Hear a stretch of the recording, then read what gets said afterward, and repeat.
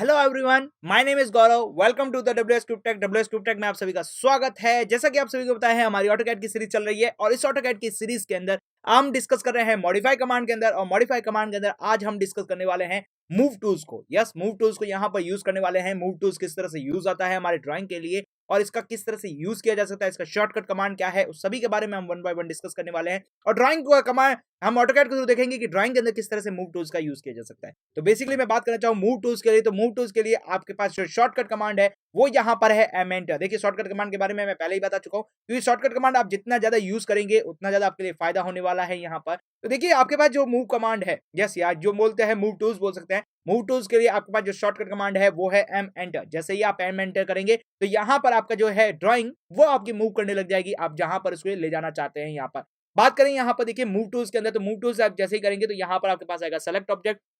Select object करने के बाद आपके पास क्या आएगा, यहाँ पर बेस पॉइंट और डिस्प्लेसमेंट। यहाँ पे आप डिस्प्लेसमेंट कर सकते हैं, यहाँ पे किसी को बेस पॉइंट दे सकते हैं। उसके बाद सेकंड पॉइंट देना है आपके पास डिस्प्लेसमेंट का, और उसके बाद वो जो बॉडी है, वो जो ड्राइंग है, वो आपके पास क्या हो जाएगी, मूव हो जाएगी। तो चलते हैं AutoCAD में और AutoCAD के थ्रू समझते हैं कि किस तरह से हम मूव टूल्स का यूज कर सकते हैं। तो देखिए, चलते हैं AutoCAD में। तो देखिए, हम AutoCAD में आ चुके हैं। इस AutoCAD के अंदर सबसे पहले मैं एक ड्राइंग बनाना चाहूंगा आपके सामने। उस ड्राइंग को उसके बाद में हम क्या करेंगे, मूव करके देखेंगे। तो देखिए, ड्राइंग बनाने से पहले एक काम करते हैं, डोनेट बना लेते हैं। डोनेट का यहाँ पे यूज कर लेंगे, ठीक है। फिर डोनेट का यूज करके हम यहाँ पे क्या करेंगे, उसको मूव करवाएंगे। तो देखिए, डोनेट का यूज करना है तो सबसे पहले मैं क्या करने वाला हूँ, इनसाइड डायमीटर देनी है। तो इनसाइड डायमीटर दे देता हूँ यहाँ पर 0.2 की, एंटर किया। यहाँ पर आउटसाइड डायमीटर देनी है तो 0.6 की डायमीटर दे दी है। यहाँ पर देखिए आपका डोनेट बन चुका है। क्लिक किया यहाँ पर, देखिए ये आपका पास बन चुका है डोनेट। ओके, अब क्या कर रहे हैं, यहाँ पर ये डोनेट बन चुका है। एक काम करते हैं, यहाँ पर एक लाइन ले लेते हैं। ओके, तो ये मैंने क्या किया है, एक लाइन ले ली है ताकि आपको समझ में आ सके कि मूव कमांड को किस तरह से यूज करना है हमें यहाँ पर।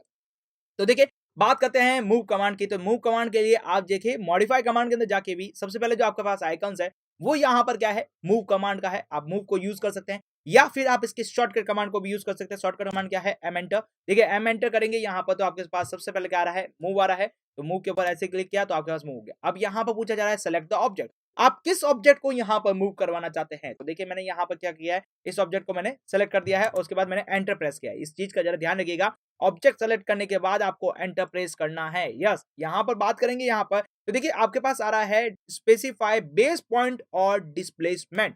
अच्छा, देखिए बात करें बेस पॉइंट की, तो देखिए बेस पॉइंट क्या होती है, आप इस ऑब्जेक्ट के अंदर कौन से पॉइंट को, किसके थ्रू आप इस चीज को मूव कराना चाहते हैं। जैसे देखिए, मैं यहाँ पर इसके सेंटर पॉइंट के थ्रू इसको मूव करवाना चाह रहा हूँ। तो देखिए, सेंटर पॉइंट के थ्रू जैसे ही इसको मूव करवा रहा हूँ तो ये जहां चाहे आप इसे रख सकते हैं। अब जो एक काम करते हैं, इसके ऑर्थो मोड को डिसेबल कर देते हैं ताकि हम इसे जहां चाहे वहां रख सकें। तो देखिए, मुझे यहाँ पर चाहिए तो मैंने यहाँ पर पॉइंट आउट कर दिया, तो ये यहाँ पर क्या हो गया, मूव हो चुका है। क्लियर हो गया होगा आपको कि देखिए बेस पॉइंट का मतलब क्या हुआ, आप इस ऑब्जेक्ट का कोई भी एक पॉइंट ले सकते हैं जिसे आप बेस पॉइंट मानना चाहें। जैसे यहाँ पर सर्कल है तो सर्कल का मैंने क्या लिया है, यहाँ पर सेंटर को लिया है। अच्छा, एक काम कीजिए, यहाँ पर सर्कल नहीं लेके हम क्या करते हैं, एक रेक्टेंगल ले लेते हैं।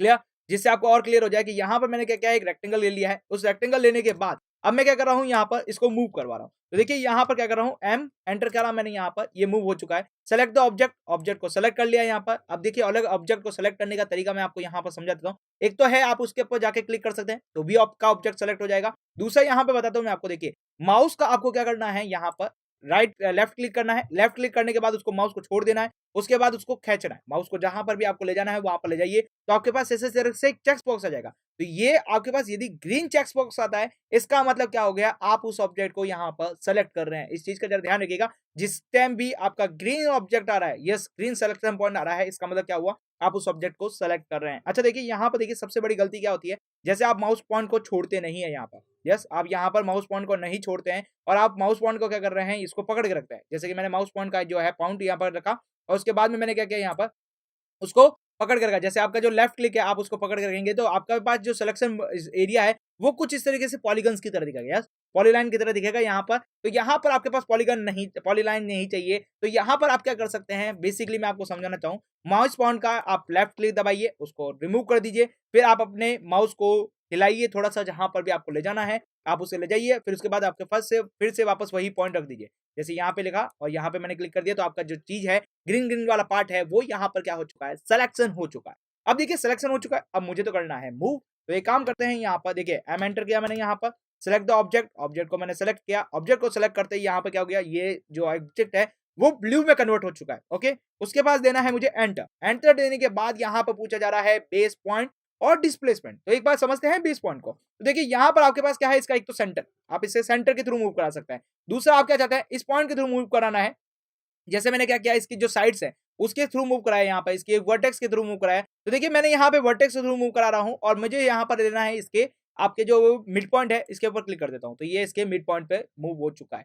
क्लियरली समझ में आ चुका है। तो बेस पॉइंट ऐसा जरूरी नहीं है कि आपका उसका सेंटर पॉइंट होना चाहिए, ऐसा कोई जरूरी नहीं है कि उसका सेंटर पॉइंट होना चाहिए। आप इसके कहीं पे भी पॉइंट ले सकते हैं। जैसे सर्कल के अंदर लिया तो मैंने सर्कल के अंदर बेसिकली मेरे पास क्या है, इसका सेंटर है, तो सेंटर मेरे को ये ज्यादा इंपॉर्टेंट होना चाहिए, तो इसलिए सेंटर को मैंने मूव पॉइंट लिया। लेकिन बात करें एक रेक्टेंगल की या फिर कोई और डायग्राम की, तो उसके अंदर आपके पास कोई भी पॉइंट के थ्रू आप उसे मूव करा सकते हैं। जैसे मैं इस पॉइंट को अब इसको वापस से इसको मूव कराने जा रहा हूं। तो देखिए एम एंटर किया मैंने यहाँ पर, उसके बाद मैं क्या किया, सिलेक्ट को ऑब्जेक्ट सेलेक्ट किया। अब मैं इस बार क्या कर रहा हूँ, सेंटर के थ्रू इसको मूव करा रहा हूँ। तो देखिए आप इसको सेंटर के थ्रू मूव करा पा रहे हैं और ये हो गया सेंटर के थ्रू मूव हो चुका है। क्लियरली आपको समझ में आ चुका होगा कि किस तरह आप किसी भी ऑब्जेक्ट को मूव करा सकते हैं। तो यहाँ पर हमारे पास जो अगला पॉइंट था मूव के अंदर, वो था डिस्प्लेसमेंट। तो जरा डिस्प्लेसमेंट को यहाँ पर देखा जाए तो यहाँ पर देखिए हम बात करेंगे। देखिए सबसे पहले मैं यहाँ पर एम एंटर करने वाला हूँ। एम एंटर करने के बाद यहाँ पर पूछा जा रहा है सेलेक्ट द ऑब्जेक्ट। तो ऑब्जेक्ट को मैंने सेलेक्ट कर दिया है, एंटर कर दिया है। यहाँ पर हमने सबसे पहले बेस पॉइंट को समझा कि बेस पॉइंट के थ्रू आप किसी भी ऑब्जेक्ट को किस तरह से मूव करवा सकते हैं, वो हमने यहाँ पर स्टडी की थी। लेकिन अब हम यहाँ पर बात करना चाहते हैं डिस्प्लेसमेंट से। यस, हमारे पास जो अगला पॉइंट है वो डिस्प्लेसमेंट का है।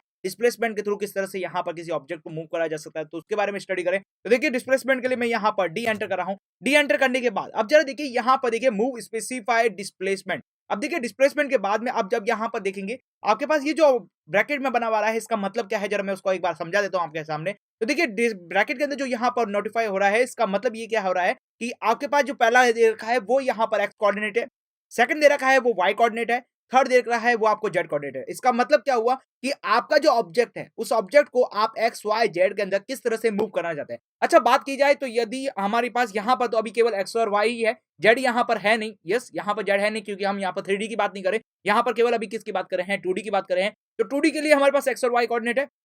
जैसे कि हमारे पास यूसीएस सिस्टम के थ्रू हमने समझा था कि हमारे पास जो कोऑर्डिनेट सिस्टम है वो केवल और केवल क्या है, एक्स और वाई सिस्टम है। अच्छा देखिए बात की जाए यहाँ पर केवल कोऑर्डिनेट कौन से हैं, एक्स और वाई है, जेड यहाँ पर है नहीं। तो जेड को यहाँ पर बाय डिफॉल्ट हम 0 मान के चलेंगे। यहाँ पर बात करेंगे एक्स और वाई की केवल। ओके, अब जरा बात करेंगे, देखिए हम जब 3D के अंदर स्टडी करेंगे तो 3D के अंदर आप जब स्टडी करेंगे तो वहां पर हम इस कमांड को फिर से एक बार फिर से देखेंगे। वहां पर हम एक्स वाई जेड हम इसको देखेंगे कि एक्स के अंदर कितना मूव करना है, वाई के अंदर कितना मूव करना है, जेड के अंदर कितना मूव कराना है, वो सब यहाँ पर देखने वाले हैं। तो बात करेंगे यहाँ पर एक्स वाई जेड, आप यहाँ पर कितने डिग्री, यहाँ पर कितना टाइम स्टेप के लिए मूव कराना चाहते हैं। तो देखिए यहाँ पर चलते हैं, इसके ऊपर मैंने क्लिक किया। यहाँ पर जैसा कि मैं एक्स के अंदर मूव कराना चाहता हूँ यहाँ पर 2 से, और उसके बाद देना है मुझे कॉमा। उसके बाद मैं कराना चाहूँ वाई के अंदर, तो वाई के अंदर मैं कराना चाह रहा हूँ 3, और उसके बाद दे रहा हूँ फिर से कॉमा। और जेड के अंदर हमें चाहिए नहीं अभी, तो जेड के लिए कर देते हैं 0 और कर देता हूँ एंटर। तो ये आपका पास हो गया है मूव। देखिए मूव करने के बाद आपका जो ऑब्जेक्ट है वो यहाँ पर नजर नहीं आ रहा। तो एक काम करते हैं, इसको यहाँ पर कर देते हैं मिनिमाइज। और देखिए मिनिमाइज करने के बाद देखिए आपका ऑब्जेक्ट चला गया है आपके कोऑर्डिनेट सिस्टम के अनुसार। देखिए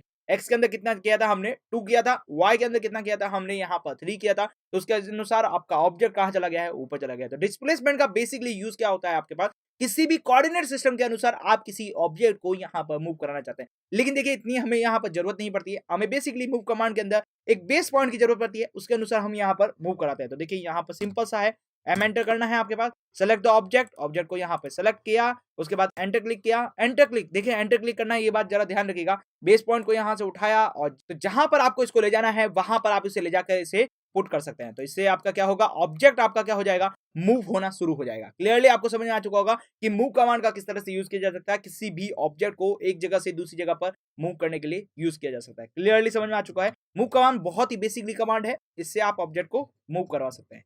क्लियरली आपको समझ में आ चुका होगा कि मूव कमांड का किस तरह से यूज करना है। बेसिकली इसका जो शॉर्टकट है वो यहाँ पर है एम एंटर। जैसे ही आप एम एंटर करेंगे आपका ऑब्जेक्ट क्या होना शुरू हो जाएगा, मूव होना शुरू हो जाएगा। क्लियर? तो अब चलते हैं हमारे अगले वीडियो लेक्चर के साथ, तब तक आप हमारे साथ बने रहिए। Thank you for watching this video.